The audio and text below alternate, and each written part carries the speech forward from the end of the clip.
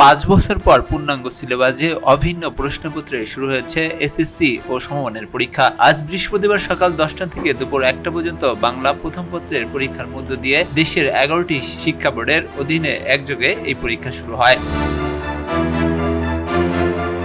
এবার পরীক্ষায় দেশের 9,439টি শিক্ষা প্রতিষ্ঠান থেকে মোট 12,70,583 জন পরীক্ষার্থী অংশ নিচ্ছেন। আগামী 8ই আগস্ট পর্যন্ত লিখিত পরীক্ষা চলবে। এরপর ব্যবহারিক পরীক্ষা 15 আগস্টের মধ্যে সম্পন্ন করা হবে।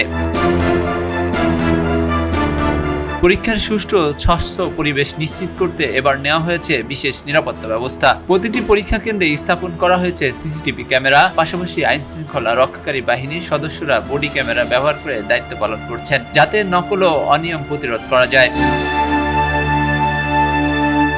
তবে নতুন এই নিরাপত্তা ব্যবস্থা ঘিরে কিছুটা উদ্বেগের কথাও জানিয়েছে পরীক্ষার্থীরা। তাদের ভাষ্য, বডি ক্যামেরার উপস্থিতিতে পরীক্ষা দেওয়ার অভিজ্ঞতা না থাকায় শুরুতে কিছুটা অস্বস্তি কাজ করেছে। একই সঙ্গে তারা আশা প্রকাশ করছেন প্রশ্নপত্র যেন অতিরিক্ত সহজ বা কঠিন না হয়, শিক্ষার্থীরা মেধার মূল্যায়নের উপযোগী, ভারসাম্যপূর্ণ ও মানসম্মত হয়। প্রশ্নপত্র স্ট্যান্ডার্ড ছিল, মানে একদম কঠিনও না, আবার একদম জাহামরি সহজ ওটাও না, বাট স্ট্যান্ডার্ড ছিল আর কি। কঠিন করবে বলছিল, বাট এমসিকিউটা একটু কঠিনই হয়েছে, বাট জিকিউটা তুলনামূলকভাবে ইজি ছিল। একটু নার্ভাসনেস ছিল, বাট আশা করি ভালো হয়েছে।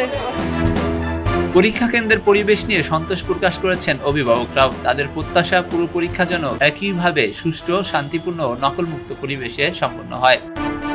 করোনাকালীন সময়টা পার হয়ে গেছে, এখন তো ওরা প্রিপারেশন নিয়ে নিছে যে আমাদের ফুল সিলেবাসে পড়তে হবে, পরীক্ষা দিতে হবে। আর ঢাকা শহরে বাচ্চারা নকল এরকম তো নকলের আশা করেও না, ওরা কখনো নকল আশা করে না। মানবিক মূল্যবোধটা থাকতে হবে এবং সমাজের প্রতি দায়বদ্ধতা এবং সততা, এই বিষয়গুলো সবার আগে থাকতে হবে।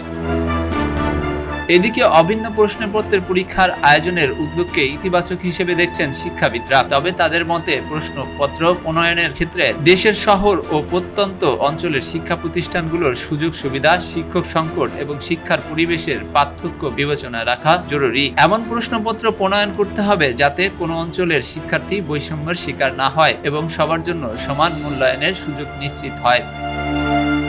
এস আলী দুজয়, খবরের কাগজ, ঢাকা।